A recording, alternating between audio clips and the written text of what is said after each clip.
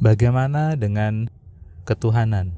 Bagaimana menjelaskan kalimat bahwa tidak ada kekuatan selain kekuatan Tuhan?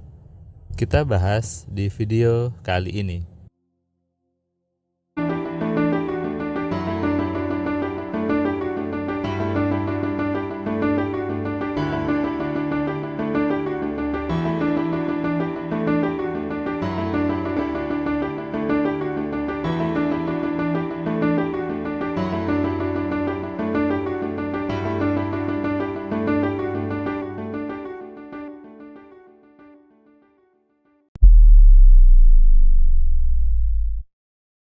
Assalamualaikum sahabat cahaya kehidupan semuanya.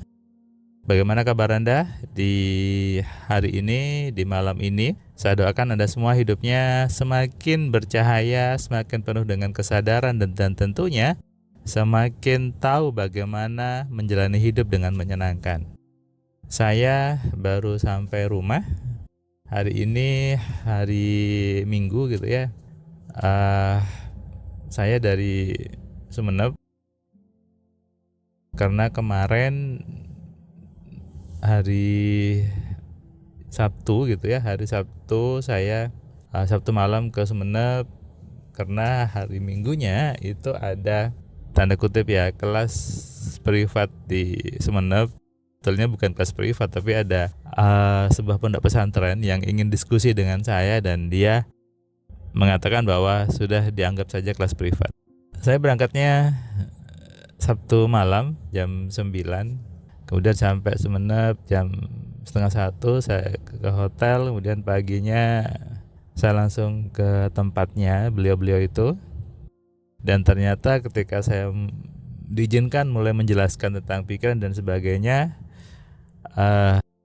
waktu siang sebagian senior-senior itu gitu ya, ini semuanya para kiai gitu ya, bertanya ke saya, bagaimana Mas Surman menjelaskan tentang la haula wala quwata illa billah. Bahasanya adalah tidak ada kekuatan selain kekuatan Allah gitu ya. Lalu saya minta izin kepada 3 orang tersebut. Saya tanya, di sini ada yang santri yang biasanya masak? Terus ada dipanggil, terus saya tanya, Mas masak apa biasanya? Nasi goreng. Gimana Mas masaknya? Ya dengan tangan, kemudian masukin bumbu dan sebagainya. Lalu saya tanya ke yang hadir waktu itu, 3 orang itu, Bapak, ketika Bapak menikmati nasi goreng ini, itu hasil racikan siapa? Ya si santri saya ini. Berarti ketika Bapak menikmati nasi goreng ini, Bapak sedang menikmati kekuatannya siapa? Kekuatannya santri saya, jawab mereka. Terus saya dengan tersenyum saya kembalikan pertanyaan tadi. Kalau begitu, yang menciptakan tangan siapa? Allah. Yang menciptakan kaki siapa? Allah. Yang menciptakan pikiran siapa? Allah. Berarti ketika Bapak semua, ketika panjenengan semua menggunakan tubuh, menggunakan pikiran, berarti menggunakan kekuatannya siapa? Mereka pun dengan tersenyum mengatakan kekuatannya Allah. Dan mereka bilang, sudah Mas, selesai kelasnya dan saya terbuka semuanya dan saya mau jadikan Mas Surman sebagai salah satu guru di pondok pesantren ini untuk mengajarkan tentang tauhid. Saya mengatakan silahkan kalau mau jadikan saya guru, tapi saya tidak bisa setiap hari ya Pak ya, dan saya harus sesuai dengan jadwal. Mungkin saya bisa mengajarkan teman-teman ustadz lain yang supaya bisa dengan benar menata pikiran para santri tentang bagaimana ketauhidan, bagaimana tentang ketuhanan. Kita pun makan siang dan makan siang dengan cukup akrab gitu ya. Tapi mereka bilang, Mas jangan difoto-foto, jangan dipublis ya gitu. Karena ini untuk internal pondok pesantren. Oke, tapi saya bilang, saya izinkan saya menceritakan ya Pak ya. Mereka pun setuju. Nah akhirnya saya angkatlah di audio ini apa yang saya bahas kemarin gitu ya, Mungkin ini juga pertanyaan Anda, sebagian banyak orang ketika baca buku saya tentang 10 keajaiban pikiran, baca buku saya tentang kitab sugesti gitu ya, dengan buku saya kitab kunci penarik rezeki, seolah-olah di situ semuanya pikiran, semuanya dari diri sendiri. Sehingga hal yang wajar ketika ada komentar yang mengatakan, "Oh, Mas Firman agamanya apa? Mas Firman tidak menggunakan Tuhan dan sebagainya." Ini Anda kurang jauh belajarnya, kurang dalam belajarnya gitu ya. Dan buktinya kemarin ada 3 kiai gitu yang akhirnya sadar bahwa iya betul ya, makna dari menggunakan kekuatan ilahiyah adalah menggunakan diri dengan benar, menggunakan pikiran dengan benar. Terus sambil makan, salah satu kiai di situ bicara bahwa makanya di Al-Quran disuruh untuk berpikir.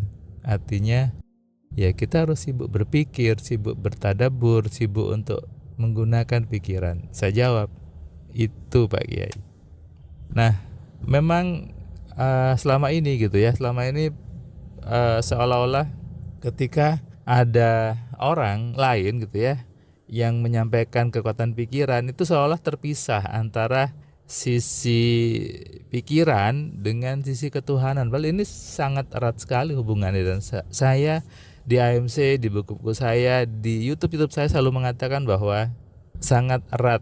Dan bahkan saya bilang ketika kita memahami AMC-nya, kita menerapkan AMC, maka yang ada adalah kita semakin bersyukur kepada Allahnya, semakin berterima kasih kepada Tuhan. Kenapa? Karena sudah dibekali sebuah perangkat yang namanya adalah pikiran, dan itu luar biasa. Hebatnya lagi, makainya gampang, makainya sederhana, tidak perlu puasa-puasa, tidak perlu diaktifkan, tidak perlu dibuka-buka, tidak perlu diinisiasi dan sebagainya, apalagi dibuka portalnya, tidak perlu itu.